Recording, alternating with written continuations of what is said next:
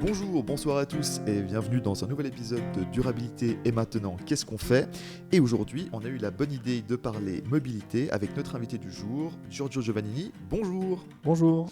Alors, première question, est-ce que vous pouvez vous présenter et présenter l'entreprise Mobilité dont vous êtes un des fondateurs? Exactement, donc mon nom est Giorgio Giovannini, je suis cofondateur et co-directeur de la société Mobilidé, qu'on a créée en 2004 avec deux anciens associés, dans la lancée en fait d'une initiative que nous avions aussi suivie précédemment, qui est celle de la création et du lancement du Noctambus à Genève, donc le service de transport nocturne qu'on avait initié dans le cadre des Parlements des jeunes de Mérin, Genève, Vernier. Et donc c'est dans la suite en fait de cette initiative-là en 2004, à la suite évidemment de nos études universitaires, qu'on a créé cette entreprise qui existe maintenant depuis plus d'une quinzaine d'années. Donc on a trois activités principales. La première en fait consiste à accompagner les entreprises, toute forme d'organisation en fait. Ça peut être des entreprises, ça peut être des collectivités publiques, ça peut être des organisations internationales ou des associations. On les accompagne dans leur stratégie de mobilité. Donc tout ce qui génère en fait du déplacement autour de ces institutions. Alors en général, c'est les déplacements des collaboratrices et collaborateurs dans une logique de déplacement dit pendulaire, domicile-travail. Mais ça peut aussi être des déplacements professionnels, ça peut être des déplacements de clients quand c'est des grandes enseignes, ça peut être des déplacements logistiques. Donc voilà, on a tout type de déplacements qui peuvent être générés par ce genre d'organisation.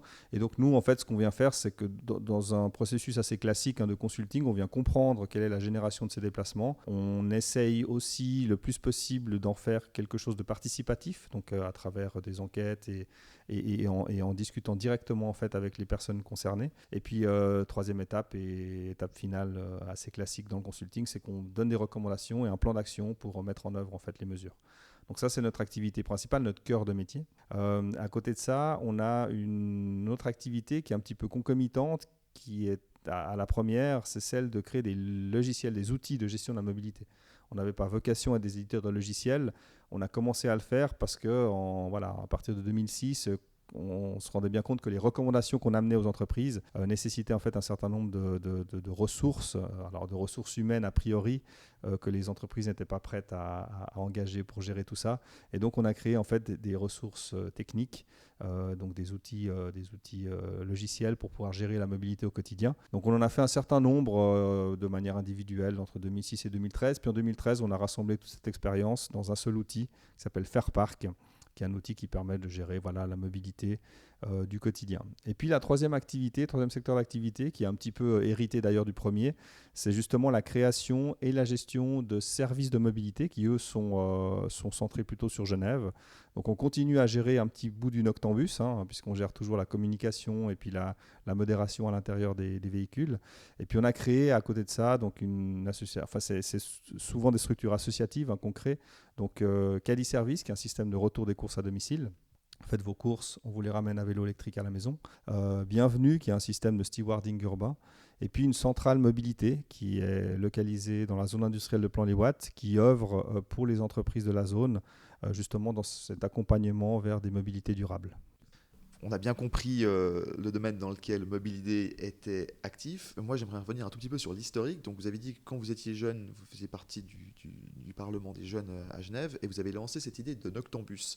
Alors, moi, j'aimerais qu'on revienne un peu comment ça s'est fait quand vous étiez jeune, étudiant, ou que sais-je, cette idée du Noctambus à Genève. Parce que moi qui ne suis pas genevois, peut-être des plus jeunes qui ne connaissent pas forcément, c'est quoi ce Noctambus? Alors, le Noctambus, alors maintenant, je dirais c'est simplement, à l'époque c'était une nouveauté, mais aujourd'hui c'est effectivement un transport public nocturne.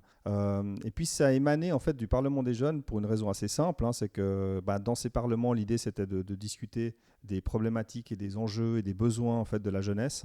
Et puis un des besoins qui est surgi de manière assez universelle dans les différents parlements, c'est ce besoin effectivement de pouvoir rentrer le soir, notamment le week-end évidemment, après être sorti.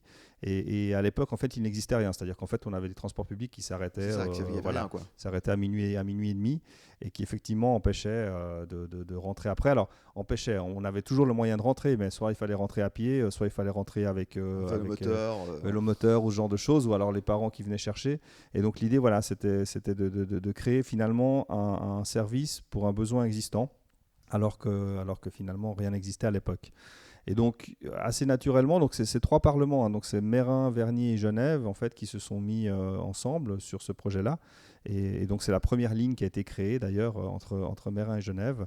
Alors, c'était intéressant parce que nous, on pensait qu'il fallait simplement appeler les TPG et puis leur dire, bon, bah, écoutez, mettez-nous un bus de nuit, quoi, c'est pas compliqué. Alors, ils nous ont expliqué que, évidemment, qu'on ne comprenait pas toutes ces notions-là encore à l'époque, mais qu'il y a un contrat de prestation entre l'État et les TPG, que dans la prestation, on n'est pas demandé le bus nocturne et donc ils ne pouvaient pas nous offrir en fait cette prestation. Mais par contre, ils nous ont dit, écoutez, si vous trouvez le financement, nous, on peut vous aider techniquement à mettre en place le service. Et c'est ce qui s'est passé. Donc, on est allé chercher en fait le financement dans ces différentes communes. Alors, c'est intéressant parce que c'est un financement qui est plutôt lié finalement à la jeunesse et à la prévention, sécurité, plutôt qu'un budget qui est lié en fait à la mobilité. Et donc, ces différentes communes ont mis ce qu'il fallait sur la table pour créer la première ligne. On a créé la première ligne et puis après, on s'est dit, ça a fonctionné sur 3 communes. Pour une ligne, on va aller chercher les autres communes. Et en l'espace de 4-5 ans, on a intégré les 45 communes genevoises au réseau, plus des communes vaudoises et puis petit à petit aussi quelques communes françaises. Et puis c'est comme ça qu'on a créé en fait l'initiative et qu'on l'a amené finalement à maturité, puisqu'aujourd'hui en fait le Noctambus est un produit connexe en fait des TPG, donc ils ont repris la responsabilité de l'exploitation. Par contre, il reste encore l'association qui est composée des communes qui financent notamment la partie la plus tardive en fait du service. Donc cette association, on continue nous en fait à l'accompagner, à la gérer depuis maintenant 25 ans.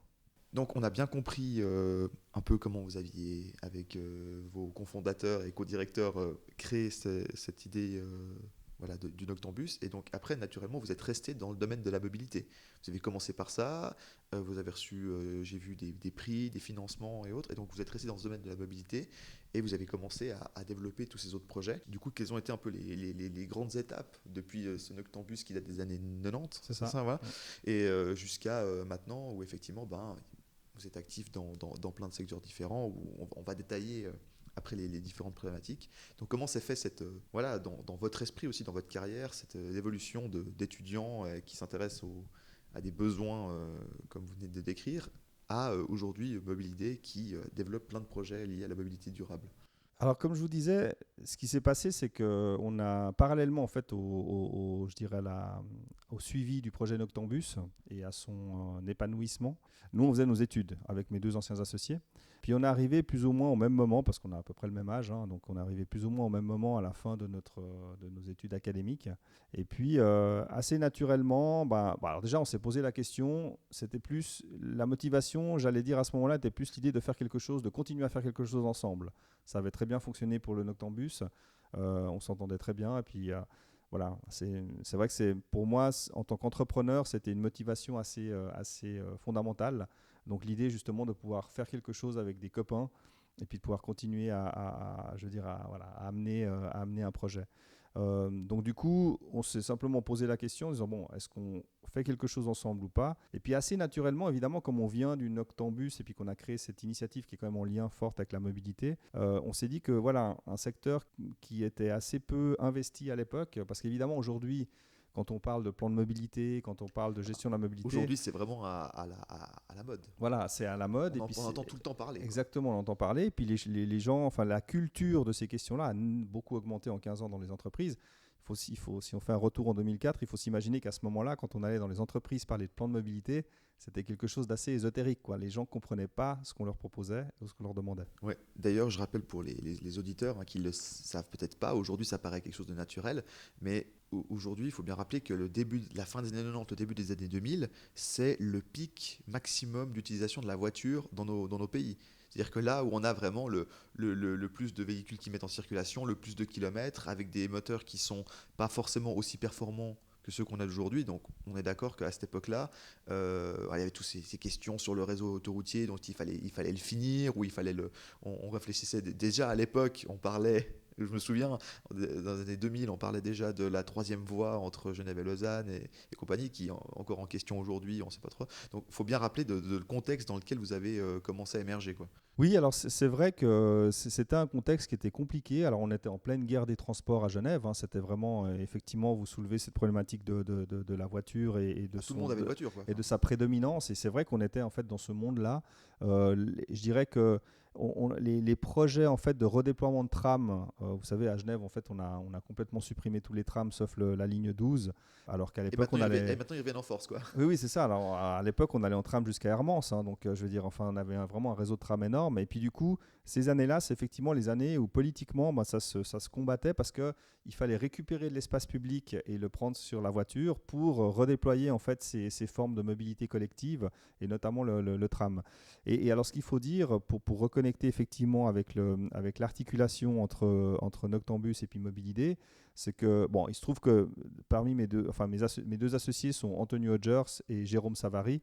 Et à l'époque, Antonio était déjà en fait dans les sphères politiques, dans les sphères publiques de décision au moment où on a créé Mobilidé, j'entends. Et c'est vrai que voilà, lui, il a beaucoup participé finalement à ce qu'on aille vers cette proposition-là, parce que lui sentait aussi très fort ces questions-là. Il était au Parlement à l'époque. Et donc, il sentait qu'il y avait ces discussions qui émergeaient de partout, puis qu'il y avait un vrai besoin en fait sur ces questions-là. Parce qu'en réalité, la problématique, c'est qu'il y avait une forme un peu de dichotomie entre une position très idéologique en fait de la mobilité et puis finalement son application très Ouais, les pratique. besoins pratiques de la Exactement, population, quoi. les besoins concrets et puis aussi une vision, quoi. C'est-à-dire vers quoi on va aller demain. Aujourd'hui, à l'époque, on était en 2004, mais ça va être quoi en fait la mobilité de demain? Comment on va réussir finalement à articuler tout ça pour être dans des lieux, dans des zones urbaines qui soient vivables, qui soient agréables, etc. Et donc, c'est un petit peu sur cette réflexion-là, et en regardant aussi ce qui se faisait à côté, parce qu'il faut bien avouer, c'est pas nous qui avons inventé le plan de mobilité, hein. On est allé voir aussi un petit peu ce qui se passait ailleurs. On a notamment du côté de la France, où là, en fait, ils avaient un petit recul, alors pas énorme, hein, peut-être 4-5 ans d'avance, en fait, sur ce qu'on faisait ici. Dans des grandes métropoles françaises. Exactement, sur ces problématiques vraiment de gestion de la mobilité, alors urbaine, générale ou d'entreprise. Puis on allait regarder un petit peu ce qu'ils faisaient, on s'est documenté, on allait parler à certaines personnes. On est aussi allé regarder du côté de la Suisse allemande, certains bureaux qui existaient déjà pour voir un petit peu ce qu'ils faisaient, notamment le bureau sur mobilité du côté de Berne, en fait, voilà, qu'on a assez rapidement identifié. Bref, on a fait un petit peu notre tournée des popotes pour voir un petit peu où en était cette question-là. Est-ce que c'était une question intéressante? Est-ce que c'était une question et une thématique qui allait être porteuse? Et puis finalement, voilà, on arrive à la conclusion que c'était le cas. Et c'est comme ça qu'on a lancé en fait Mobilidé, avec encore une fois en 2004, voilà, je veux dire une année un peu compliquée et difficile, parce que on amenait en fait quelque part dans les cercles de décision, notamment des entreprises, mais aussi des collectivités publiques, des thématiques en fait qui n'existaient pas du tout. Qui était absente, quoi. Voilà. C'était pas une question. On savait qu'il y avait des problèmes pour circuler dans certaines villes, notamment à Genève, mais qu'en fait, ben voilà, c'était comme ça. Puis Exact. On était un petit peu dans une position assez tranchée, c'est-à-dire les entreprises qui nous expliquaient assez régulièrement que finalement c'était pas tellement leur problème. Je veux dire, eux, ils offraient des postes de travail, ben, que les gens en fait ils se débrouillent pour venir, quoi, que c'était pas tellement leur problème à eux. Et puis une collectivité publique qui, elle, de son côté, disait oui, mais bon, ben, nous, ok, on organise les choses, on essaie de faire au mieux, mais après, on ne peut pas travailler pour chaque entreprise et puis offrir en fait une solution à chaque entreprise. Donc on était un petit peu aussi sur des positions assez tranchées comme ça. Et puis l'idée, ben voilà, nous, l'enjeu aussi, c'était de réconcilier un petit peu ces deux visions en disant voilà, vous en tant qu'entreprise, que vous le vouliez ou pas, vous êtes un générateur de déplacement, un générateur de transport.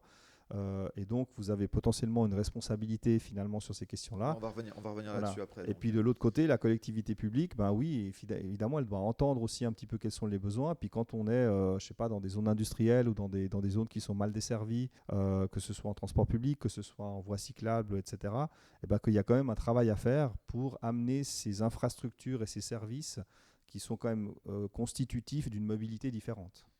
On va s'intéresser maintenant à revenir à ces 17 ans. On a fait le parcours depuis 2004. Aujourd'hui, on est en 2021. On va revenir sur les 17 ans, du coup, 2004-2021 de Mobilidé. Parmi tous les projets et mes réalisations que vous avez pu faire dans différents secteurs, hein, vous avez détaillé avant. Quelles sont pour vous les réalisations, les choses concrètes que vous avez faites dans ces 17 ans, les plus marquantes, les plus significatives, pour vous, si vous devez retenir une ou deux réalisations, quoi. Je dirais que du côté en fait de la gestion de la mobilité sur ce secteur-là, je pense que ce qu'on a vraiment pu amener d'intéressant, c'est d'intégrer en fait la notion de gestion de la mobilité dans l'entreprise. Pour vous, c'est votre plus grande valeur ajoutée. C'est de réussir à ancrer. C'est-à-dire qu'aujourd'hui, notre plus grande réussite, c'est de savoir que dans certaines entreprises avec lesquelles on a travaillé, ils ont désigné des gens qui gèrent en fait la mobilité du quotidien et qui gèrent quelque chose. En fait, je ne dis pas que ce n'était pas géré à l'époque, parce qu'il y a toujours eu en fait du facility management dans les entreprises et des gens qui étaient dédiés à ces questions-là. Oui, les parkings, etc. Exactement, ouais. Le stationnement, voilà. Mais là, on est vraiment dans on passe effectivement de la voiture au multimodal, voilà. Exactement, à tous les modes de transport.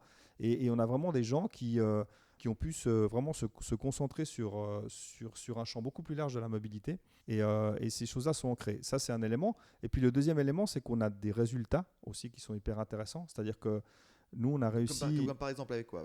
Donnez-nous Alors justement, donc, en fait, quelque part, le fondement et le but de notre activité, c'est de faire changer les gens de comportement de mobilité. Ouais. Pour, d'une manière générale, qui diminue leur usage de la voiture seule, ce qu'on appelle nous l'autosolisme. Voilà, le mec de sa voiture thermique et puis c'est parti, quoi. Exactement. Donc l'idée, c'est ça. C'est comment on va de l'utilisation de sa voiture seule vers d'autres modes de transport. Alors déjà, ça peut être l'utilisation de la voiture à plusieurs. C'est déjà une optimisation, le covoiturage. Mais évidemment, après, il y a toutes les autres formes de mobilité. Puis quelque part, nous, notre métier, le fond de notre métier, c'est comment on arrive à faire cette bascule et puis à faire en sorte que des personnes aillent plus vers des mobilités durables.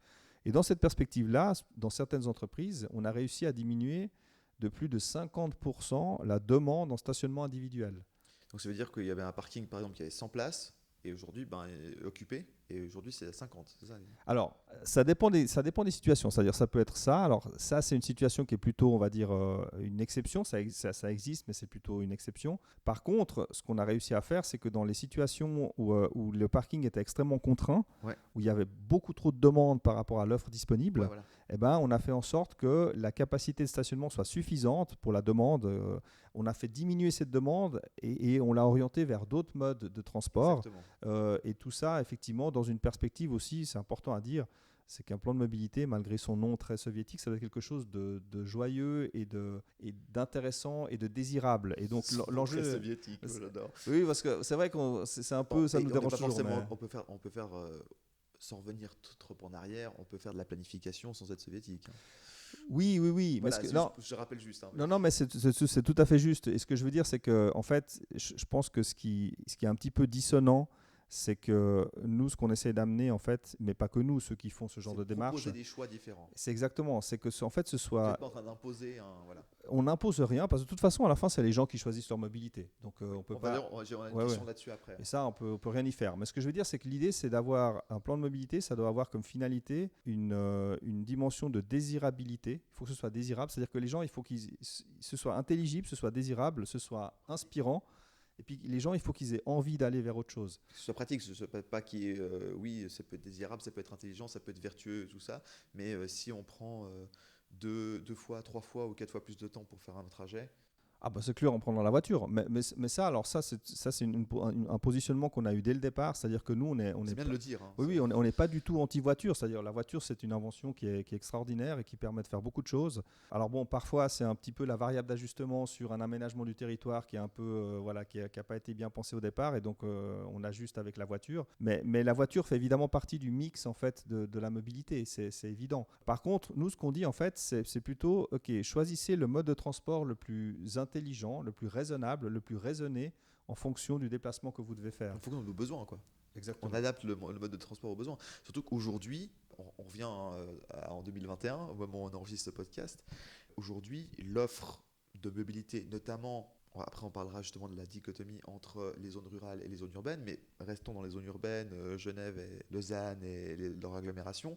L'offre de transport, de modalités de transport, c'est considérablement diversifié, ces 10-15 dernières années. Oui, alors ça, c'est évident C'est que... incroyable. Oui, Enfin, oui. on se rend compte. Enfin, on va pouvoir donner des exemples après. Vous parlez du tram, mais même pour la mobilité individuelle, aujourd'hui, il y a la démocratisation galopante des vélos électriques, des véhicules semi-individuels où on peut se déplacer en ville, des jeunes en trottinette. Enfin, il y en a plein. On en parlera un peu à la fin des différents modes qui existent. Le retour du tram, les investissements dans les infrastructures pour les mobilités durables, des bus d'entreprise. Enfin, on peut revenir un peu là-dessus, mais c'est assez incroyable, quoi. Oui, oui, alors ça, c'est une évidence. Il y a eu un déclic. Donc pour Alors, les gens, je veux dire, c'est que du coup l'offre voilà, ils peuvent vraiment beaucoup plus choisir et c'est pas juste bah tu prends le train ou la voiture et c'est mort, quoi. exact.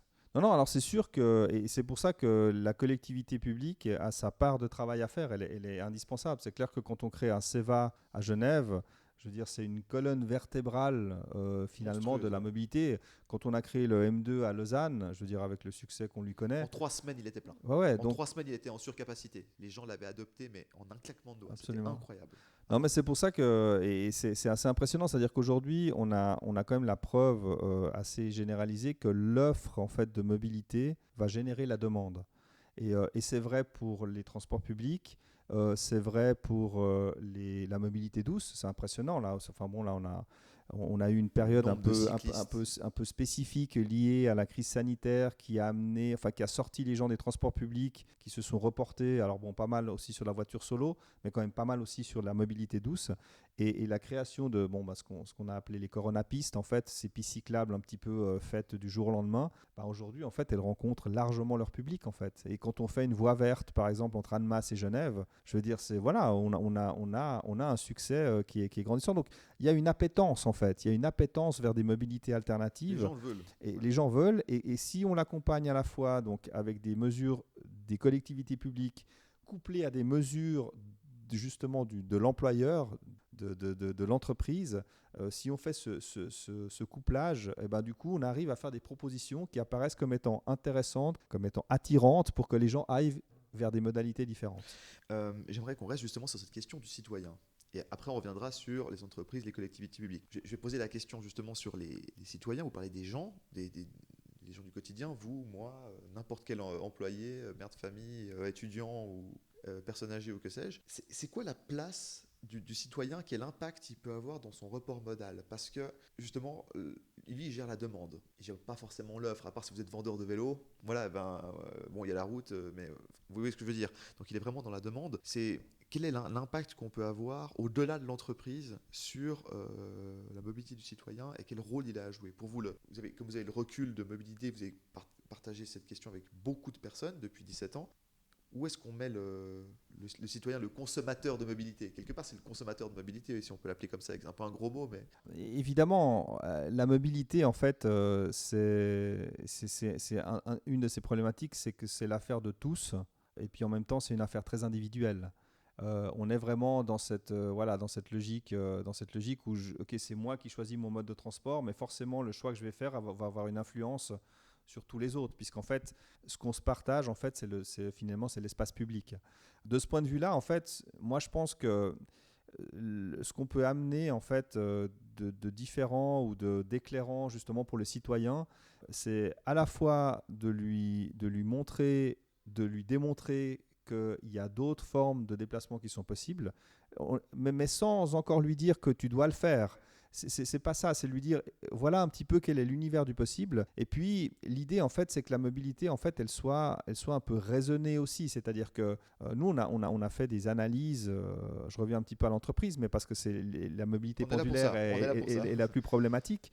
Mais nous on a fait quand même des analyses dans certaines institutions, organisations, où en fait on avait 60% du staff qui résidait à moins de 20 minutes en transport public ou à pied, enfin avec des modes doux. Et parmi ce 60%, il y en a 80% qui prenaient la voiture pour aller travailler. Et donc là, en fait, on est vraiment dans une situation où il y a vraiment une option, en fait, il y a vraiment une alternative, elle existe. L'enjeu, c'est comment en fait on accompagne pour que les gens soient conscients en fait qu'une alternative existe, qu'ils soient conscients aussi de leur propre nocivité entre guillemets quand ils se déplacent. C'est-à-dire qu'en fait, quand on se déplace, c'est jamais neutre en fait. Il y a toujours, encore une fois, on utilise l'espace public. Si on a une voiture thermique diesel, on pollue. Mais même si on fait du vélo, on peut être dangereux. Enfin voilà, il faut que les gens prennent conscience que, encore une fois, la mobilité est une affaire individuelle, mais qui a un impact collectif. Et puis, tout l'exercice finalement de notre métier, quand on me demande ce que je fais à moi à mobilité, je dis moi, mon métier, c'est d'accompagner les gens au changement de comportement.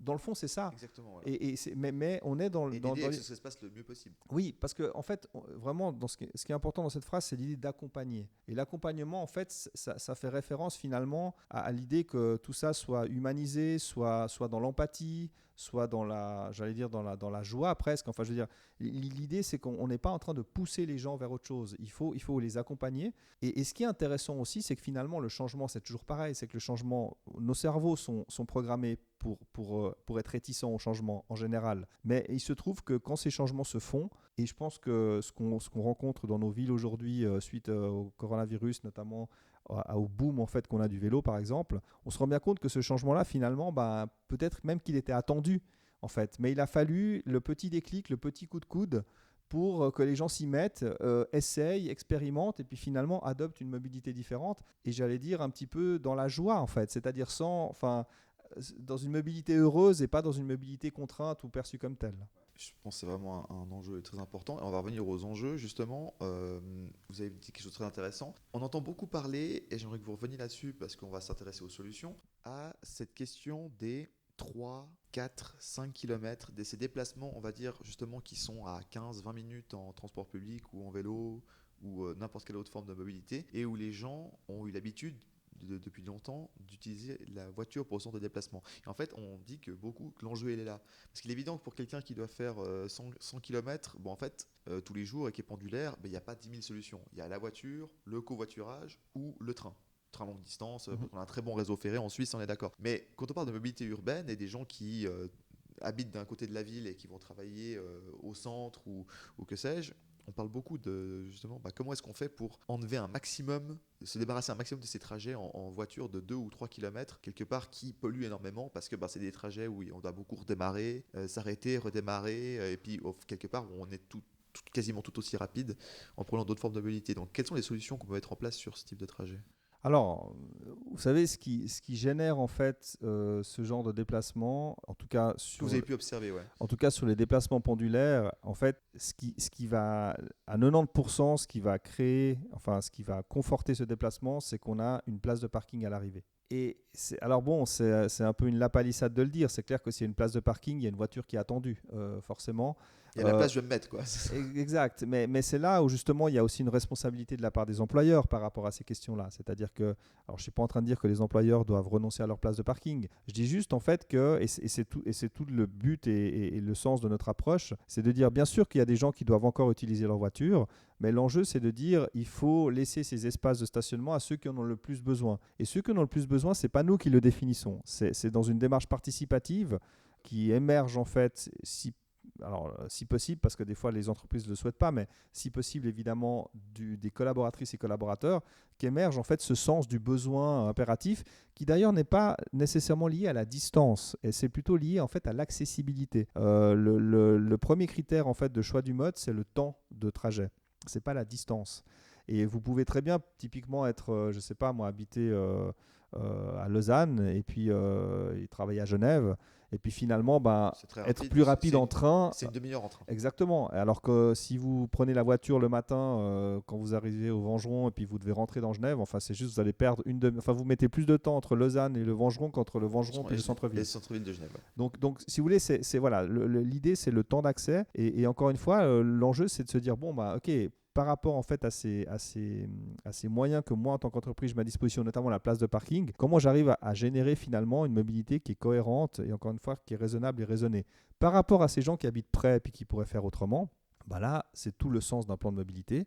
C'est comment je mets sur la table, moi en tant qu'employeur, des offres, des propositions, des incitations pour que les gens justement s'orientent vers d'autres types de mobilité en disant ok ouais bon c'est vrai, moi j'ai une alternative, moi je peux faire autrement, parce qu'en fait ce qu'il faut comprendre c'est que la marge en fait est ténue entre les gens qui disent avoir besoin de leur voiture et les gens qui en fait ont une préférence pour la voiture. voyez un petit peu la différence. C'est-à-dire que la personne qui habite à moins de 3 km, elle va vous dire oui, non, mais moi je prends ma voiture parce qu'en fait à midi, j'aime rentrer à la maison pour être avec mes enfants. Et puis ça va plus vite si je prends ma voiture que si je prenais un tout autre mode de transport.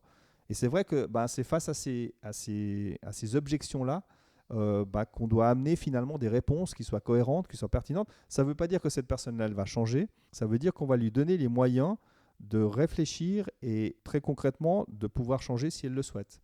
Et c'est ça un petit peu l'enjeu de tout notre métier, dans cet accompagnement au changement, avec un élément qui est assez fondateur dans tout ça, parce que le changement est une notion très progressive, l'idée de l'expérimentation. C'est-à-dire que typiquement, quand un employeur il offre la possibilité aux gens d'essayer de faire autrement, il les accompagne justement, et notamment ciblé sur ces personnes-là que vous mentionniez, qui sont à 3-5 km, qui sont en général celles qui ont le plus d'alternatives par rapport à des gens qui potentiellement sont situés à des distances plus grandes. Même si ce n'est pas la distance qui fait la mobilité, il y a quand même dans nos territoires une petite corrélation quand même entre la distance et l'accessibilité. Oui, et puis il y a surtout une immense différence en termes justement d'offres de transport et d'alternatives entre des gens qui résident dans des zones rurales et qui vont travailler en ville par exemple, et des gens qui habitent dans les couronnes urbaines. Où là vraiment, moi j'ai travaillé et j'ai pas mal exploré les différents coins de la Suisse romande, et c'est vrai qu'il y a des coins, les gens se disent en fait je suis contraint d'utiliser la voiture, mais je dis mais en fait je comprends parce que vous n'avez pas le choix, ou alors le choix c'est un bus ou un mix de différents bus, par exemple de cars postaux dans des coins très reculés où en fait je peux juste pas rentrer de chez moi par rapport à mon activité. Donc là je peux comprendre que dire ok, là on va réfléchir sur des mobilités urbaines et on va peut-être avoir des solutions techniques qui vont arriver en disant voilà, on va avoir d'autres types de véhicules, mais quelque part vous êtes obligé d'avoir un véhicule individuel et d'utiliser le réseau routier. Oui, alors c'est juste par rapport à des gens qui ont des trams, bien sûr, des cyclables, tout ce que vous voulez, quoi. Bon, c'est évident que bon, et puis encore dans nos villes à nous, dans nos grandes villes suisses romandes, si on les compare à d'autres villes européennes, on est presque aussi mal lotis. Je veux dire, vous allez à Bruxelles, c'est presque un peu excessif, ou même à Paris, je veux dire, vous pouvez pas faire 10 mètres. Il y a 25 de métro, quoi. Ouais. Alors il y a le métro, il y a je sais plus combien d'opérateurs de trottinettes électriques, de vélos en libre service, de taxis, de services de taxi type Uber. Enfin bref, c'est vraiment une pléthore en fait de possibilités. Donc évidemment, quand on est dans une zone urbaine comme ça dense et puis qu'on a toutes ces propositions, on a évidemment plus d'options. Mais j'aimerais quand même revenir sur la question du choix en fait. C'est vrai que ça se discute, c'est-à-dire, je dis pas dans une perspective individuelle, mais dans une perspective collective. C'est vrai que on dit, quand j'habite en fait dans un village du Gros-de-Vaud, en fait, j'ai pas le choix. En fin de compte, en Suisse, c'est pas forcément vrai ailleurs. On a aussi pas mal travaillé en France, mais en Suisse, en fait, on a une mobilité qui est globalement choisie en fait, par rapport à une mobilité subie. C'est-à-dire que sur d'autres territoires, typiquement quand c'est dans ces grandes capitales très gentrifiées, Londres, Paris ou autres, les gens n'ont pas le choix d'habiter loin en fait. Ils habitent loin parce que ça coûte moins cher, parce qu'ils ne pourraient pas en fait se loger au centre-ville, ils n'ont pas le choix. Chez nous, en fait, c'est un petit peu différent. C'est-à-dire que quand on habite dans un joli village du Gros-de-Vaud, très agréable, en fait, les gens ont choisi d'habiter là, ont choisi finalement cette vie un petit peu rurale, parce que c'est joli, parce que c'est villageois, etc., une vie villageoise. Et donc, voilà, je vais juste amener déjà cette première nuance, c'est que chez nous, en général, en Suisse, on est quand même dans une mobilité choisie, toujours. Ce qui veut dire que quand je vais habiter dans le Gros-de-Vaud, je fais le choix, quelque part, d'être dépendant effectivement d'un véhicule, de ma voiture, étant entendu qu'encore une fois, la plupart du temps, j'aurai la possibilité potentiellement de faire différemment. Ça, c'est la première chose. La deuxième chose, c'est que, aujourd'hui, les emplois, ils sont concentrés quand même dans des zones relativement denses et urbaines. C'est d'ailleurs une des grosses problématiques de Genève, c'est que le centre-ville de Genève concentre en fait une part de l'emploi qui est phénoménale, ce qui fait que tout le monde en fait doit venir ici. De venir dans les quelques kilomètres carrés. Exactement. Mais par contre, je trouve que le canton de Genève, et ça depuis des années, en fait j'allais dire depuis la création de la Fondation des parkings à l'époque, qui a fêté ses 50 ans d'ailleurs cette année ou l'année dernière, on est en fait dans une approche en fait de gestion justement de la mobilité, parce qu'évidemment on a un canton frontalier, donc on a toujours eu cette problématique de personnel qui vient de zones frontalières, qui encore, ça change, mais qui est encore relativement corrélé au fait que ces zones-là ont des offres de transport qui sont un peu limitées. Par contre, Genève a créé en fait un réseau de parking relais, par exemple, mais tout autour. C'est-à-dire que vous avez tout autour de Genève, vous avez des parkings relais. Des péplucères, c'est ça? Des péplucères, exactement, qui théoriquement pourraient faire en sorte, dans un plan de mobilité, de dire, en fait, aujourd'hui, c'est pas que ceux qui habitent des zones denses et dans le centre qui ont une solution. En réalité, même si on vient de loin, Grand Genève, quoi. bien sûr, même si on vient de loin, on peut parquer son véhicule. Là, ils viennent de créer l'extension du tram côté Bernay. Ils ont créé un P plus R. Je pose ma voiture et je finis mon trajet en tram. Donc, il y a aussi ce genre de possibilité qui existe. On n'est pas obligé, en fait, l'idée c'est de réfléchir à quelle est la pertinence de la voiture à destination quand potentiellement on a une alternative. Alors encore une fois, je ne dis pas que c'est pour tout le monde, c'est tout le temps et c'est toujours, mais il y a quand même des possibilités, même si on habite un petit peu de manière excentrée, de pouvoir faire ces déplacements. 15-20 km du centre. 30 km. Finalement, Voilà. quand vous avez un réseau de P plus R comme à Genève, vous pouvez habiter à 150 bornes. Finalement, au mieux de la campagne savoyarde. Voilà, vous n'êtes pas obligé de rentrer au centre-ville avec votre voiture. En fait, en tout cas, vous avez une alternative, vous avez une possibilité. C'est pas vrai de dire qu'on ne peut pas faire autrement. Il y a vraiment une possibilité, même si évidemment, après, à l'intérieur de Genève, on vous propose des zones de stationnement. Ici, là, on est à côté de Plain-Palais, on a un très grand parking.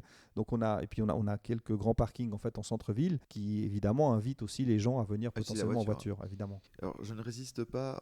On a parlé de différents sujets. On va finir sur la question genevoise. Je ne résiste pas en tant que non-genevois à vous poser la question depuis 50 ans qu'on entend dans différents médias. Qu'est-ce qu'on en pense de la rade, pas la rade? Comment est-ce qu'on fait pour désengorger? Vous qui avez une vision, on va dire, experte de la mobilité, et notamment dans votre ville qui est à Genève, qu'est-ce que vous pensez de ce débat? Et rapidement, quelle serait votre idée? Est-ce qu'on n'envisage pas la bonne solution? Est-ce qu'on ne pose pas la question de la bonne façon?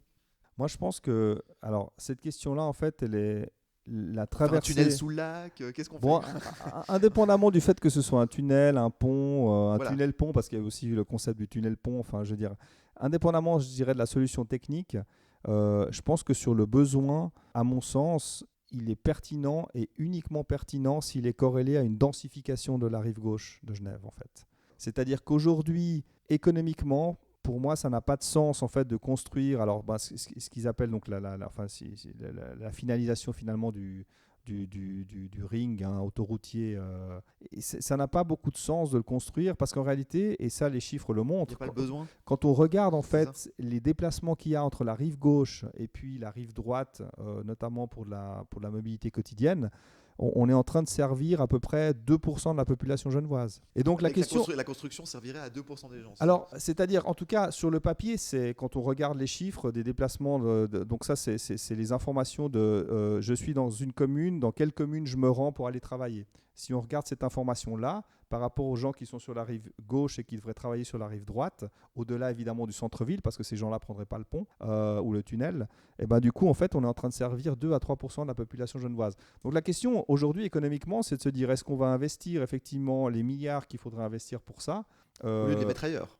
Alors évidemment, il faut les mettre ailleurs, mais ça n'a pas de sens aujourd'hui d'investir pour cette quantité-là de personnes. Par contre, si on a un projet de densification, évidemment, et Dieu sait si à Genève on a une problématique effectivement pour loger en fait sa population. Si on a une logique de densification de la rive gauche, alors là oui, peut-être que ça pourrait être intéressant, mais encore faudrait-il que les communes de la rive gauche, qui ne sont pas les plus, je dirais les plus modestes économiquement du canton, soient d'accord en fait d'aller dans cette logique-là, puis de commencer à avoir des constructions qui sont beaucoup plus massives, une densification beaucoup plus importante. Mais oui, c'est pertinent, mais de nouveau en fait, je veux dire, créer ce genre d'infrastructure, il faut que ça réponde à un besoin. Aujourd'hui, à mon sens, ça ne répond pas à un besoin parce que les gens, on l'a dit tout à l'heure, travaillent essentiellement finalement dans le centre urbain de Genève parce que c'est là qu'est concentrée l'activité. Et encore une fois, je veux dire, ce pont, ce tunnel aujourd'hui ne servira pas à grand-chose. Alors certains disent oui, mais il faut d'abord faire le pont et le tunnel parce que c'est ce qui va engendrer en fait justement les projets immobiliers puis la densification de la rive gauche. Sincèrement, je ne peux pas l'exclure, pourquoi pas, mais c'est vrai que s'il fallait décider de dépenser tout cet argent pour ça, je dirais, mettez-le, je veux dire, nous, avec 1/100 de cet argent-là, et par rapport aux résultats qu'on peut montrer dans des démarches justement de ce qu'on appelle soft mobility, c'est-à-dire d'accompagnement au changement, avec 1/100, mais même moins de cette somme-là, on arrive à transformer de manière hyper efficace la mobilité des gens dans un canton, quand même, qui est une espèce de canton-ville, C'est tout petit, hein. Tous ceux qui viennent du canton de Vaud, même du canton du Valais, ben voilà, ils voient bien que Genève c'est tout petit. En réalité, dans ce canton, on devrait quasiment tous rouler à vélo. Je veux dire, dans le En sens où, plus, par rapport à Lausanne, c'est plat. oui, alors c'est plat, c'est quand même très petit. En fait, je veux dire, les distances à parcourir, moi je viens tous les jours à vélo de Meyrin.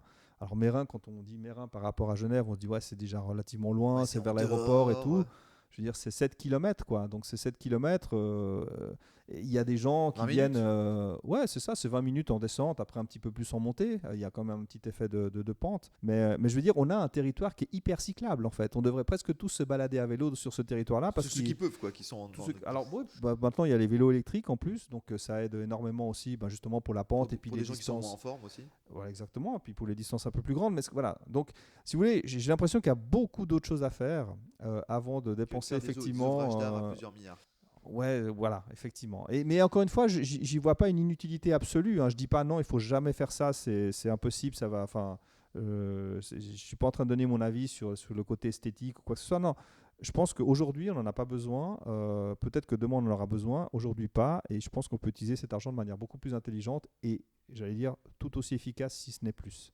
On a pas mal parlé des solutions et des problèmes par rapport à comment les gens vivaient leur mobilité, donc à des aspects sociaux, des aspects économiques, des aspects de logement et d'aménagement du territoire. J'aimerais qu'on s'intéresse rapidement, parce que c'est pas votre cœur de métier, mais vous avez quand même, je pense, un avis et pas mal de collaboration avec des spécialistes là-dessus, sur l'aspect technique. C'est-à-dire, on a parlé, on va revenir un peu sur l'offre de mobilité, les différents modes de transport. Au niveau des innovations actuelles et futures, donc à court, moyen terme, voire même pourquoi pas à long terme, j'aurai une question là-dessus après d'ailleurs, qu'est-ce que vous voyez ou qu'est-ce qui vous paraît très intéressant ou sur quoi vous voulez mettre l'accent sur ce qui est en train de sortir en ce moment et ce qui va sortir dans les prochaines années au niveau de ces modes de transport? Est-ce qu'on reste vraiment sur on améliore l'existant ou est-ce qu'on fait une nouvelle rupture d'un point de vue technologique? Alors bon, c'est vrai que sur cette question-là, on est toujours un petit peu réservé parce que. Je vous Oui. donne juste, avant que vous répondiez, je vous donne juste une liste de moyens de transport, de choses qu'on entend beaucoup en ce moment. Les voitures à hydrogène, Oui. propulsion à hydrogène en plus de la propulsion électrique, Oui. les trains de nouvelle génération, toute la micro, ce que j'appelle au niveau du volume, les micro-batteries pour les différents modes de transport individuels type vélo, trottinette, roller, avec une batterie, donc justement pour aider, pour que ce soit moins contraignant au niveau de l'effort. Qu'est-ce qu'on pourrait citer aussi? Également les petits véhicules thermiques qui vont passer en batterie, je pense aux vélomoteurs électriques ou aux scooters qui vont passer sur des batteries ou sur d'autres modes de transport. Voilà, parmi tous ces éléments. Alors, je dirais que, comment dire, en fait, si vous voulez, ces éléments-là d'amélioration, ils sont évidemment intéressants parce que chacun comporte, dans une logique, comme disait mon prof d'écologie économie, dans une logique un peu end of pipe, en fait. C'est-à-dire qu'on ne change pas le C'est quel tuyau. prof qui disait ça déjà? J'ai oublié son nom, mais Je l'ai aussi, mais je vais... ouais, mais c'était intéressant parce que du coup, enfin voilà, ça montrait bien qu'effectivement il y a une amélioration au bout du tuyau, mais on ne change pas vraiment de paradigme quelque part. Les véhicules électriques, les véhicules à hydrogène, tout ça va amener ou amène effectivement des améliorations. D'ailleurs, moi je roule en véhicule électrique depuis peu, hein, là, ça fait quelques semaines, en voiture électrique. Ce que je trouve intéressant de la voiture électrique, c'est que alors évidemment, il y a toute la polémique en fait sur est-ce que ça pollue plus ou moins finalement avec les batteries Oui, c'est clair recyclables, qu'il etc. y a 160 ou 170% de pollution en plus à la construction du Exactement, véhicule électrique voilà, par tout rapport à à un fait. véhicule diesel classique. C'est ça, Et après, donc, il faut rouler tant de kilomètres en plus c'est ça, donc il y a toute cette polémique par rapport à ça. exactement, Et puis le courant, comment est-ce qu'on le fabrique en Suisse? Est-ce qu'on le absolument. fabrique avec que des centrales nucléaires ou des zones, des énergies renouvelables? Ou est-ce qu'on fait comme dans certains pays comme l'Allemagne ou en Chine, est-ce qu'on fait des centrales à charbon pour produire notre électricité? Ce Exact. qui est absurde. Ouais, Parce tout qu'on à produit fait. de l'électricité pour des voitures électriques pour pas utiliser de l'essence, Ouais. mais on brûle du charbon. Charbon, ouais, tout à fait. Non, non, justement, donc il y a toute cette polémique-là, mais ce que je trouve intéressant quand même, alors justement pour des villes, pour les villes notamment, pour les zones urbaines, c'est que quand même, en fait, ce type de véhicule, ça amène vraiment une amélioration, évidemment, notamment en termes d'émissions La qualité de l'air, déjà. initialement, exactement, sur cet élément-là, mais aussi sur le bruit, en fait, c'est quand même assez intéressant. On est à côté de la palais, voilà, ça Exactement. s'entend quoi. Donc voilà. Par contre, ce que ça changera pas, en fait, c'est la congestion. gestion. C'est-à-dire que si Quand tu remontes sur les routes.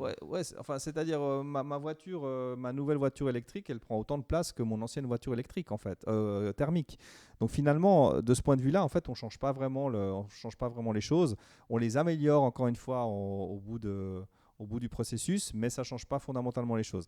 Après, tous les autres éléments que vous avez mentionnés, donc typiquement, toute la micromobilité électrique, elle est intéressante. D'ailleurs, elle se développe effectivement. Vitesse grand V, quoi. Je pense que tout le monde peut voir notamment le développement spectaculaire de la trottinette électrique, où vraiment ça pullule d'une manière spectaculaire. C'est impressionnant. Mais il y a eu aussi tout le vélo électrique qui a aussi eu cette courbe. Et qui depuis 2018-2019, on a un boom. Et qui continue à l'avoir, hein, donc ça continue à venir. Il y a aussi tous les véhicules apparentés en fait, à ce genre de choses.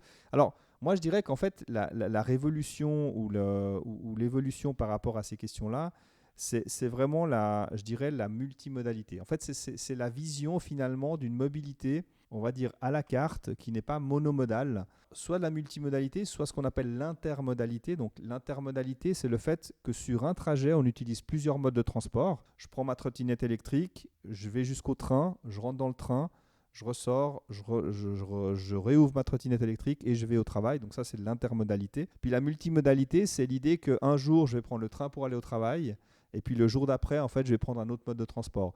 Donc, cette agilité mentale, en fait, d'utiliser différents modes de transport, je pense que c'est là, en fait, que doit se situer l'innovation, en réalité. Ce n'est pas tellement dans les modes de transport eux-mêmes. Alors, évidemment, c'est parce que ces modes aussi existent que ça ouvre la possibilité de le faire. Donc, évidemment, ça s'auto-alimente. Mais moi, je pense encore une fois que la vraie innovation, c'est plutôt dans l'idée que les gens puissent s'ouvrir à des mobilités différentes et diverses. Alors moi j'ai une question qui me brûle les lèvres du coup, puisque là c'est un sujet extrêmement intéressant, l'intermodalité. En Suisse, il est bien connu que nous avons un des meilleurs réseaux ferrés au monde et que nous sommes un des pays qui utilisent, au vu de la géographie de notre pays, on est un petit pays en termes de kilomètres carrés, on a beaucoup de relief, donc pas toujours facile de construire des routes. Donc on a développé des tunnels, on a développé une industrie ferroviaire extraordinaire. Moi j'ai une question. Est-ce que maintenant, il n'y a pas un retard actuel et une vision, on va dire, un peu dépassée des CFF dans justement cet aspect intermodalité? C'est-à-dire, des fois, moi qui suis un grand utilisateur des CFF, des fois, il y a beaucoup de gens qui aimeraient justement cette intermodalité pour faire le kilomètre de chez eux jusqu'à la gare avec leur trottinette, leur vélo, même pas électrique, hein, leur vélo, leur skateboard, n'importe quel petit mode de transport individuel et qui après font les 1 ou 2 km jusqu'à leur travail avec ça. Et c'est vrai que oui, les CFF, c'est génial quand on doit faire 50, 60, 70, 80 km en train en Suisse. Le problème, c'est que des fois, l'offre des CFF n'est pas forcément adaptée. Comme c'est une grosse machine, elle n'est pas forcément adaptée à ces nouveaux modes de transport qui se développent et qui sont en pleine croissance, quoi. Alors, c'est vrai que... Il y a quelque chose à faire, quoi, c'est ça. Alors, oui. Alors, il faut savoir que les CFF, c'est évidemment une grosse machine. C'est un petit peu la colonne vertébrale, quand même, effectivement, de la mobilité en Suisse. C'est le réseau nerveux de la... Voilà. Exactement. Et d'ailleurs, finalement, à travers eux, on a... en fait, on ne se rend pas bien compte parce que nous, c'est toujours pareil. Hein, c'est que quand on est dedans, en fait, on ne se rend pas forcément compte. Mais typiquement, un abonnement général, par exemple, c'est un truc qui est à peu près unique au monde, quoi. Le fait d'avoir, avec un titre de transport, pouvoir prendre n'importe quel transport public en Suisse, c'est un espèce de truc qui est... Moi, je l'ai depuis 10 ans. Hein. Voilà, c'est quelque chose, en fait... Depuis 11 ans, l'abonnement général, et je trouve extraordinaire comme liberté. C'est mon plus grand sésame de liberté. Je rentre dans n'importe quel transport. Exactement. Et ça, c'est une vraie innovation qu'ont fait les Suisses autour, effectivement, du réseau ferroviaire. Et puis, il faut savoir aussi qu'au CFF, il y a des cellules, en fait, de prospective et de recherche, justement, sur les nouvelles mobilités. D'ailleurs, on a une ancienne collaboratrice ici qui maintenant travaille chez eux sur ces questions-là. Après, c'est vrai que les CFF, en fait, ils ont quand même un métier de base qui est celui de déplacer les gens les marchandises de manière massive sur l'ensemble du territoire. Et puis, ici ou là, en fait, ils mènent des expérimentations, effectivement, pour voir ce qui peut fonctionner, puis comment aller... Alors, de ce point de vue-là, effectivement, c'est pas ceux qui sont le plus en avance. C'est difficile pour eux. Mais c'est pas simple pour eux. Et puis surtout, en fait, c'est aussi l'image de marque et puis la qualité que proposent les CFF, c'est qu'il faut une fiabilité, il faut que ce soit simple, clair et massifiable, en fait. Et tout ça, nécessite pour eux beaucoup de projets pilotes, d'expérimentation, etc. Et puis des fois, ça frite un peu aussi. hein. Je ne sais pas Ouais. si vous avez vu, il y a des frictions notamment par rapport au fait de devoir réserver maintenant, enfin, sur certains trains pour prendre son vélo. Mettre son vélo, etc. Exactement. Et là, on se dit, ouais, mais les CFF quand même, ils sont pénibles, quoi, parce que je veux dire, ok, c'est eux qui sont la colonne vertébrale, mais en fait, ils entravent un petit peu justement l'intermodalité, où ils ne la facilitent pas, où ils trouvent pas des solutions. Qu'est-ce qu'il faudrait faire du coup? Alors, je dirais que tout n'est pas dans les mains des Votre humble avis.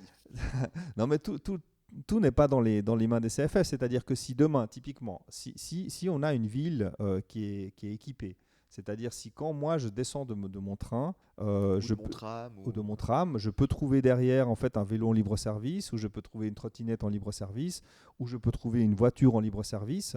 Enfin, si on me donne finalement la possibilité, notamment via mon téléphone portable, de finalement choisir le mode le plus intelligemment possible en fonction du déplacement que j'ai à faire, mais Raisonnable, quoi. raisonnable, raisonné et de manière très spontanée. D'ailleurs, c'est ce qu'on a nous à Mobilité, mais nous, c'est notre métier. C'est-à-dire que moi, dans la poche, j'ai une carte Mobility, j'ai du Fertic pour prendre du transport public, j'ai évidemment l'abonnement Donkey Republic, Publibike. En fait, j'ai dans ma poche tous les moyens dont j'ai besoin pour me déplacer et puis pour faire mes déplacements quotidiens, sans forcément posséder en fait un mode individuel. Et ça, c'est l'autre petite révolution, je pense, du futur. Multimodalité, intermodalité. Collectiviser les moyens de transport. Exactement. Et non-possession, en fait. C'est-à-dire, je veux dire, collectivisation, effectivement, des moyens de déplacement. Et ça, c'est pas uniquement dans les mains d'un acteur comme les CFF. Évidemment, eux, ils peuvent l'impulser, mais finalement, c'est la chaîne de ces déplacements et de ces moyens de transport qui donne la solution aux gens.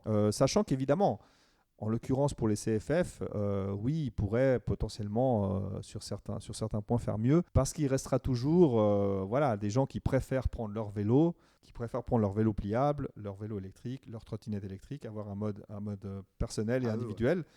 Parce que simplement, ils ne vont pas en trouver autour d'eux qui soient collectivisés, quoi. Et c'est clair les gens aiment bien des fois aussi avoir leur propre matériel. Moi, je sais que j'aime bien avoir mon propre matériel aussi, quoi. Oui, bien sûr, non. Mais à part ça, je veux dire, moi, je dis toujours qu'un vélo, c'est extraordinaire, parce qu'un vélo, c'est effectivement un transport individuel. Et c'est génial, parce qu'avec un vélo, moi, on n'a pas d'horaire. Il est réglé à ma taille, j'ai déjà roulé avec. Exactement, non, mais c'est bien sûr. Donc, et il y a beaucoup de gens qui préfèrent cette solution-là. Mais disons, c'est vraiment, et c'est en ça que la mobilité est aussi un peu complexe, c'est qu'en fait, c'est une multitude d'acteurs. En plus, il y a des acteurs privés, des acteurs publics. Et l'enjeu, en fait, finalement, c'est comment... en fait, c'est ce que je dis toujours, moi, pour le plan de mobilité. Quand on fait un plan de mobilité, moi, j'explique qu'on n'a pas de mesure magique, en fait. Ça n'existe pas. On s'adapte. On n'a pas de mesure magique. Ce qui crée la valeur ajoutée d'un plan de mobilité, c'est l'écosystème qu'on va créer. C'est-à-dire, c'est comment on va mettre en résonance différentes propositions qui, mises ensemble, créent en fait une attractivité et une performance pour la mobilité. Mais il n'y a pas de mesure magique. Alors avant de terminer cet entretien qui a été assez fleuve, j'ai une petite question surprise et qui est justement en lien avec cet aspect collectivisation, différentes offres d'entreprises, que ce soit, on sort d'un transport public et puis on prend le moyen qu'on a. Qu'est-ce que vous pensez de toutes les idées, innovations qu'on voit en ce moment dans le domaine aérien? Et j'entends par là aérien individuel.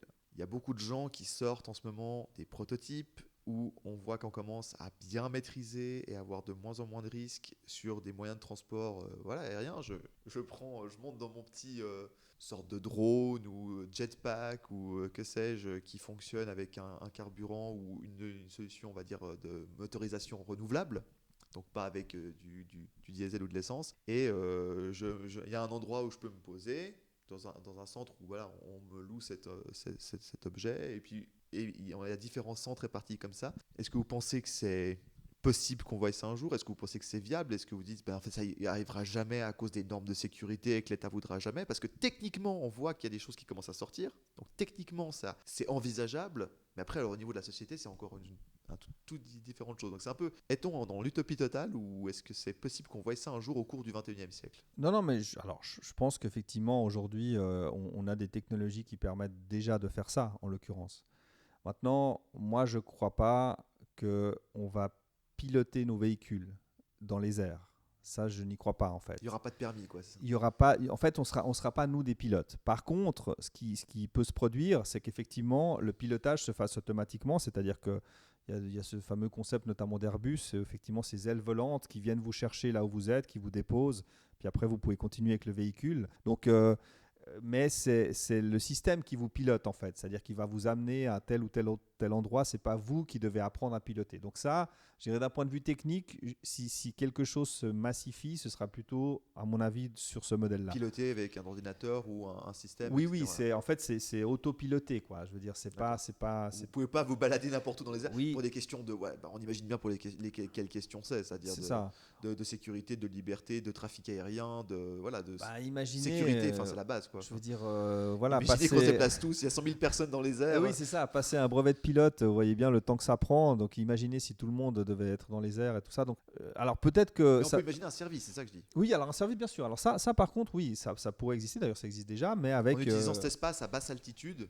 exactement, entre 500 et 1000 mètres d'altitude en Suisse. Exactement. Pour faire, je sais pas, moi par exemple, Montreux-Genève en 30 minutes, en traversant le lac exactement. à 150 km/h. Tout à fait. Donc ça, je dirais que c'est des choses qu'on peut envisager. Maintenant, moi, ce qui me paraît peu faisable, en fait, c'est que tout ça se massifie vraiment suffisamment. En fait, je pense qu'économiquement, il y a un souci en fait, sur la proposition. Ouais. Il y a un vrai problème économique parce qu'en fait, quand on voit... Bon, alors c'est super chouette de voir ces images où les gens sont dans leur petit pod là, et puis qui est pris par une aile, et puis qui les amène ailleurs, etc. Mais en fait, d'ailleurs, ce type de mobilité existe déjà depuis des décennies dans des villes comme Sao Paulo. Ou dirigeables. Ou bien des hélicoptères, en fait, qui amènent les personnes. Mais c'est un peu les happy few, quoi. Et ça, c'est un peu le risque, c'est que ce genre de mobilité soit la mobilité d'happy few. Des 1 ou 2% les plus riches, c'est ça ? Exactement, parce qu'en fait, imaginez le nombre de personnes que transporte un train, l'espace, l'énergie et le coût que ça a. C'est intouchable. En termes d'efficacité, le train, c'est intouchable. Et voilà. Et donc, du coup. Électrique, je parle. Exactement. Et donc, du coup, vous voyez, s'il faut remplacer, ou alors, ce ne sera jamais remplacé, mais voilà, moi, j'ai une vision de cette mobilité-là. Alors, des fois, elle m'agace un petit peu parce qu'en fait, on montre ça comme l'innovation, etc. Mais en fait, ce n'est pas ça qui va régler la mobilité du quotidien. Ce n'est pas ça qui va régler la congestion urbaine. Ce n'est pas ça qui va régler tout ce pourquoi, en fait, nous, on travaille au quotidien et pour amener des solutions. Donc, c'est pas viable, en fait. C'est intéressant, mais c'est pas viable.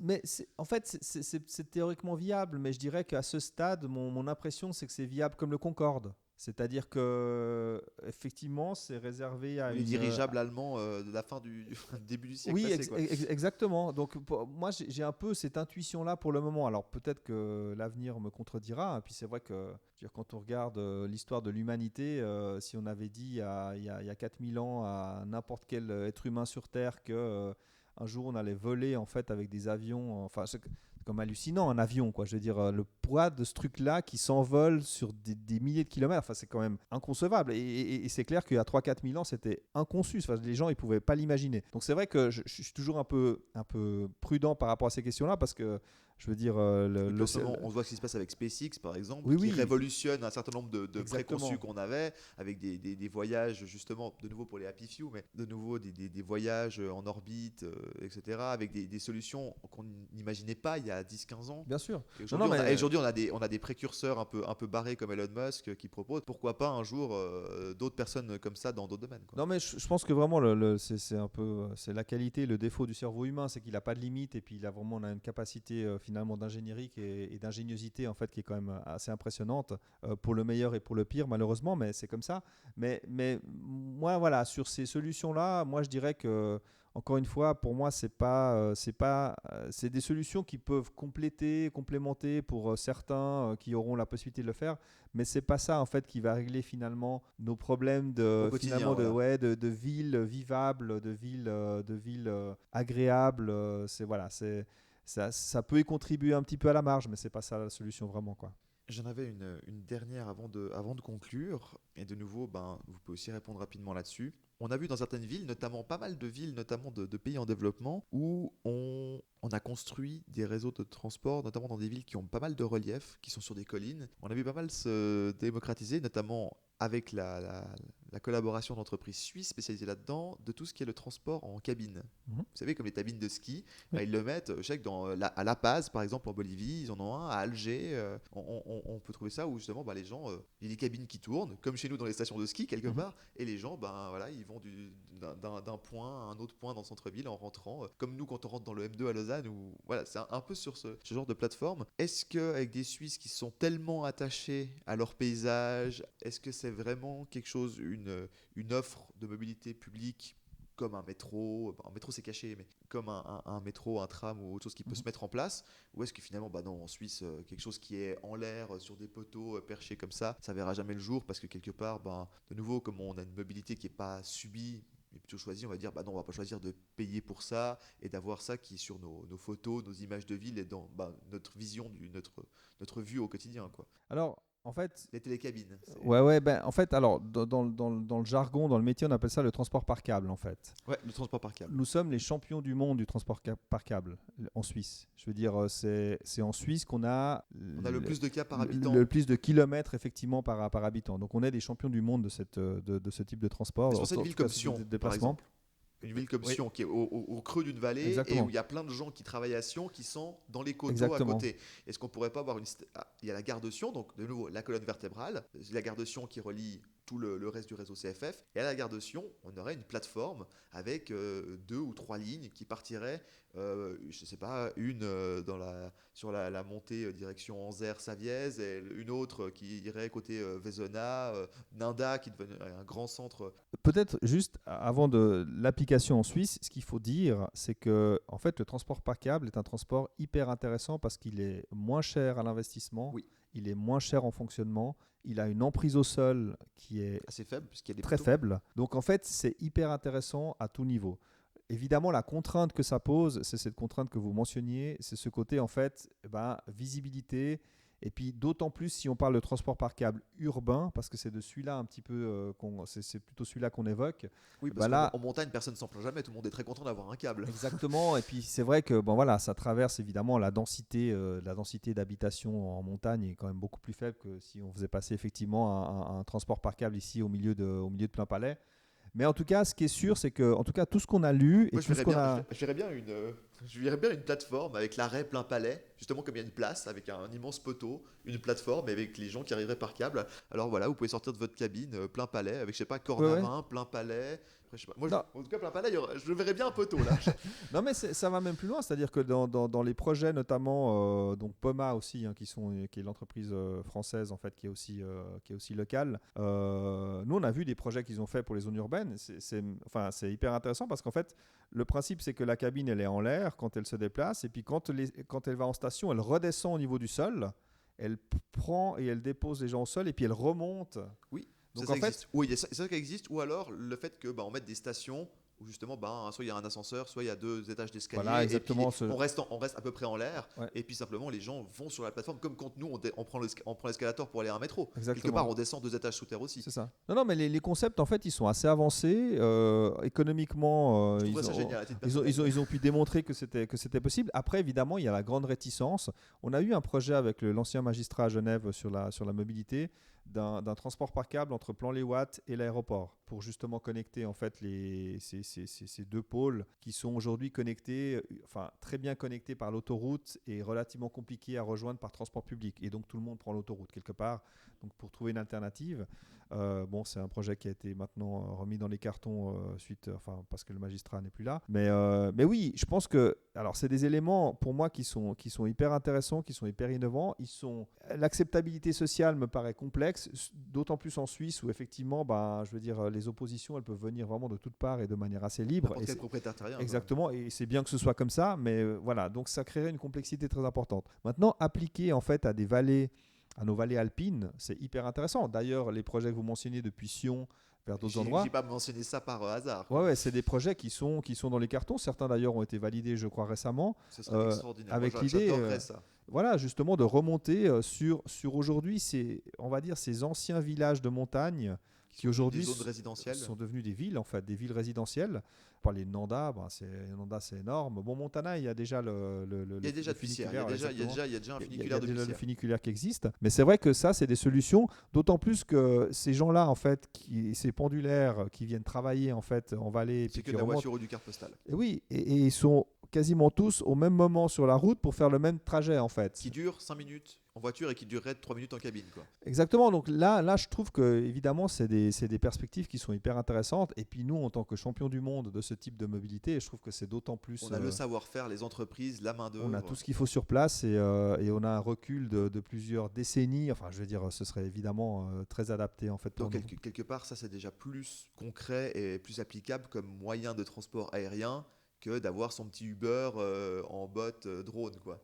Bah bien sûr, parce Voilà. que, bien sûr, parce que là, en fait, Ce serait plus efficace. Quelque part. mais alors justement, la capacité, en fait, le débit permis en fait par ce type d'installation, il est beaucoup plus grand que celui qu'on pourrait avoir en fait avec des mini-pods de 2 ou 4 personnes. Et beaucoup plus rentable énergétiquement aussi. Et puis alors bien sûr, alors par unité déplacée, c'est 1000 fois plus efficace. Donc oui, encore aller plus loin, je pense, mais oui. Donc voilà, oui, non, ça c'est vrai, c'est des vraies solutions qui sont très réalistes et éprouvées, qu'on n'est pas en train d'inventer quelque chose, on est en train d'appliquer quelque chose qui existe depuis très longtemps dans un contexte différent. Mais oui, c'est des vraies solutions. Pour conclure, l'avenir pour vous et Mobilidé, les projets, là, ce que vous avez dans les cartons, c'est quoi? Et surtout, quel serait dans un scénario idéal, dans le monde dans lequel on est, dans un scénario idéal, quelles seraient les meilleures perspectives pour vous, quoi? Alors nous, on continue à travailler en fait sur les propositions qu'on peut faire, sur comment on articule les propositions pour rendre, encore une fois, désirables des mobilités alternatives. Dans cette perspective-là, on a dans les cartons le principe du budget mobilité. Le budget mobilité, en fait, c'est simplement la présentation par une entreprise à son employé d'une proposition qui va lui permettre en fait d'avoir un porte-monnaie avec lequel il va pouvoir dépenser des prestations de mobilité dans une logique de mobilité à la carte en fait. Et donc, très concrètement, ça veut dire que l'employeur, il décide que chaque employé, il a 1000 francs par année comme budget mobilité. Puis avec cet argent-là, il va pouvoir un jour acheter du parking dans l'entreprise, le jour d'après acheter du transport public, 3 jours plus tard chercher une équipe de covoiturage, éventuellement la semaine d'après prendre un espace de coworking plutôt que d'aller jusqu'au travail. Voilà, c'est cette idée-là en fait qui fait appel à ce qu'on mentionnait précédemment, c'est-à-dire à l'agilité mentale justement des consommateurs mobiles. Des consommateurs et sur des mobilités différentes. Et ça, c'est plus un concept. En fait, on est toujours dans l'accompagnement au changement, on reste dans notre métier, mais on essaie d'apporter en fait quelque part des méthodes, en fait, des approches, des démarches qui soient innovantes de manière en fait à faciliter finalement ce passage. Et ça, voilà, c'est un truc sur lequel on est en train de travailler. On est assez sûr que d'ici 5-10 ans, ce sera un petit peu le standard, enfin qu'on va pouvoir arriver finalement dans cette vision-là. Il n'y a pas que nous qui l'avons. De nouveau, ce n'est pas une invention de notre part, c'est des choses qui existent ailleurs. Mais c'est vrai qu'en Suisse, ça n'existe quasiment pas. Et puis, c'est quelque chose qu'on souhaiterait déployer et puis qui va prendre du temps. Parce qu'évidemment, tout ça se déploie aussi en parallèle et à l'intérieur de notre outil Fairpark, qui est celui qui va appliquer ces principes. Et un souhait personnel sur ce sujet? Sur la mobilité en général? Ouais. Est-ce que si vous aviez un souhait à mettre, une bouteille jetée à la mer sur les internets? Non, mais moi je trouve qu'aujourd'hui, typiquement, un canton comme Genève, mais plein d'autres cantons aussi en Suisse, je pense qu'ils commencent à prendre la mesure. Il faut bien le dire aussi, pressés par l'urgence climatique, parce que c'est ça qui est en train de catalyser un peu les choses et puis de les accélérer énormément, c'est clair. Mais aujourd'hui, j'ai l'impression que cette mesure est prise jusqu'à un certain point. On est toujours d'accord pour dire que c'est pas assez rapide, mais je pense que mon souhait, c'est que ces transformations-là qui sont maintenant engagées, des gens qui sont allés dans le nord de l'Europe, que ce soit Amsterdam, que ce soit Helsinki, que ce soit de Copenhague, toutes ces villes-là, dans lesquelles en fait on voit que finalement on peut vivre autrement, on peut faire autrement, et ça ne viendrait pas à l'idée aujourd'hui qu'à Amsterdam on se dise oui mais bon comment on va faire pour faire rouler un peu plus les voitures, c'est pas normal, etc. C'est tellement sorti des concepts. Exactement, donc du coup on se rend bien compte que chez nous on a quand même quelques décennies de retard aussi par rapport à tout ça, et puis mon souhait justement c'est qu'on puisse accélérer le mouvement pour rattraper finalement ces décennies de retard et puis arriver finalement à un type de mobilité, à une adoption de mobilité qui soit favorable à la fois évidemment pour ceux qui habitent en ville, mais aussi pour ceux qui y viennent, et dans une logique aussi de réalisme. On n'est pas en train d'obliger les gens, mais d'accompagner les gens vers ces mobilités-là. Et que la Suisse, comme elle l'a beaucoup été dans son histoire, en tout cas depuis la Suisse moderne, reste une pionnière en matière d'innovation en termes de mode de transport. Oui, oui. Comme avec les tunnels du 19e siècle, où on a commencé à faire des trous dans les Alpes. Ah non, mais nous, Voilà. on a une histoire d'ingénierie en fait du déplacement du transport. Justement, vous le Donc au mentionnez 21e siècle, précédemment. la Suisse reste à la pointe à ce niveau-là. Ah bah bien sûr, et puis voilà, dans sa complexité aussi géographique, je pense on a fait preuve d'une ingénierie assez incroyable, et je pense qu'on reste très innovant sur plein d'éléments. Mais encore une fois, l'innovation, c'est pas que la technique, Non, c'est mais je pas parle que les objets, d'innovation aussi, c'est de façon de se déplacer, quoi. exactement, Pas ouais. seulement l'innovation Tout technique. à fait, ouais, absolument. Giorgio Giovannini, on pourrait parler pendant des heures de mobilité avec vous. Malheureusement, ça fait déjà plus d'1 heure qu'on est ensemble. Merci beaucoup pour votre invitation dans vos bureaux et cet entretien. Merci à vous, et puis revenez quand vous voulez. Je rappelle que si vous souhaitez en savoir plus sur les activités de mobilité et les services qu'ils peuvent proposer, le lien internet de leur site internet est dans la description de ce podcast. Et si vous souhaitez me proposer des invités pour justement qui ont des solutions à proposer en termes de durabilité, n'hésitez pas, on donne la parole à tout le monde du moment que le sujet est intéressant. Merci beaucoup et à la prochaine. Au revoir.